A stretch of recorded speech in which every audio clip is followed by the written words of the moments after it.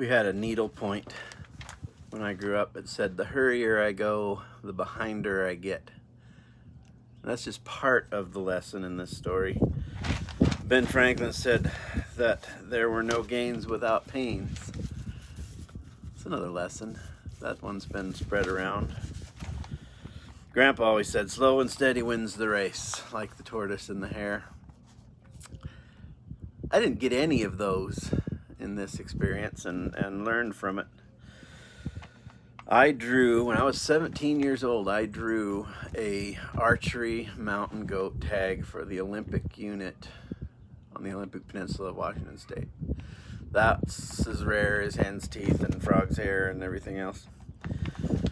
I didn't really realize that. I had never applied for anything. I applied for that and I got it.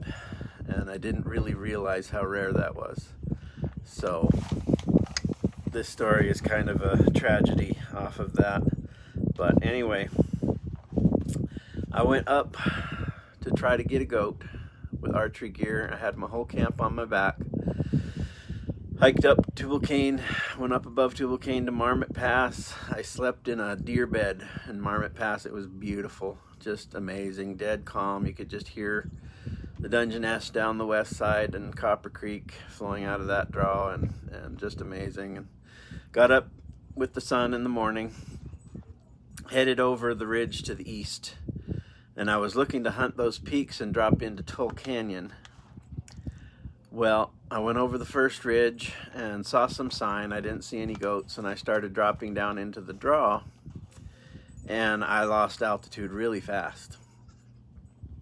And I'm not the best high altitude hiker. I lift heavy things. I don't do endurance events. And I had my whole camp on my back, and I was carrying my bow and everything, and so I was literally gravitating downward, and didn't recognize anything. And I thought that that was the canyon I was trying to drop into, but I didn't really stop. I just kept going and kept going, couldn't find a trail, kept going. I knew I was supposed to find a trail if I was in the right spot. Instead of going back up to the rocks, which was still already a long ways up, I continued down because that was easier. And when you're on the very peaks, when you go down fast. You lose ground quickly. And continued down and lost a lot more altitude through the bottom of the draw, and basically wasn't mountain goat hunting anymore. And I dropped down into the timber, and that's quite a ways down. And by the time I got on a trail and figured out where I was at the confluence of the upper and lower Quilcene trails. And that was too far, as far as I was concerned at the moment, to walk back. And I had it in my mind to keep going. So I never stopped and thought about it. Michael Jordan said, "Obstacles don't have to stop you. If you run into a wall, don't turn around and give up. Figure out how to climb it, go through it, or work around it." My wall at that time was Buckhorn Mountain. And I looked up at it and I just said, no way. That's too hard. And turned downhill to try to figure out where I was. And it was driven by frustration that I didn't know where I was, but I lost track. Due to that frustration, I lost track of what I was there for and the opportunity that I was blowing. Einstein said, "It's not that I'm so smart, it's just that I stay with problems longer." There were several points between the top of that one ridge and the lower Quilcene Trail that I could have sat down and thought myself out of a long walk. But I didn't stop. On the top of the first ridge, I could have stopped and said, wait a minute, this one's going southeast, I need to be going northwest, but I didn't. I went down, I said, there's got to be a trail down here. At the bottom of that draw where there was supposed to be a trail, I went through the bottom of the basin instead of stopping and saying, wait a minute, this basin goes south. That's the opposite of what I'm trying to do.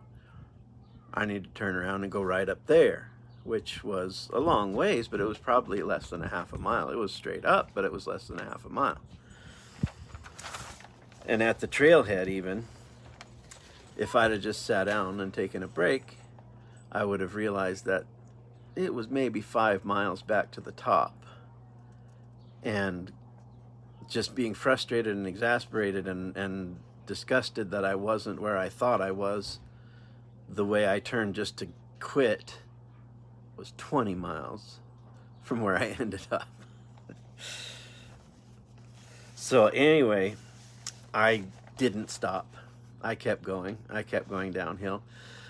I walked from the Upper Quilcene trailhead on Buckhorn Mountain all the way to the town of Quilcene with brand new boots and a full pack and a bow, and absolutely destroyed my feet. And I hitched a ride to Discovery Bay, and I had to find a phone in the bar and call home. It was nighttime by then, and either Mom or Joy came out to get me. I can't remember now. I think it was Joy, but totally wasted that opportunity. That experience was a great lesson in how you're better off sometimes doing the hard things. I may have shot a goat, but instead I just had a really long, really heavy hike. Robert Frost said the best way out is always through. For me, it would have been through the pain of a climb for a big boned boy, but I ended up walking 32 miles, and I would have ended up with a third of that and been hunting mountain goats, which is a rare opportunity. But I was just frustrated that I wasn't where I thought I was, and I just didn't think. I didn't stop, think, and then do the hard thing and go back up.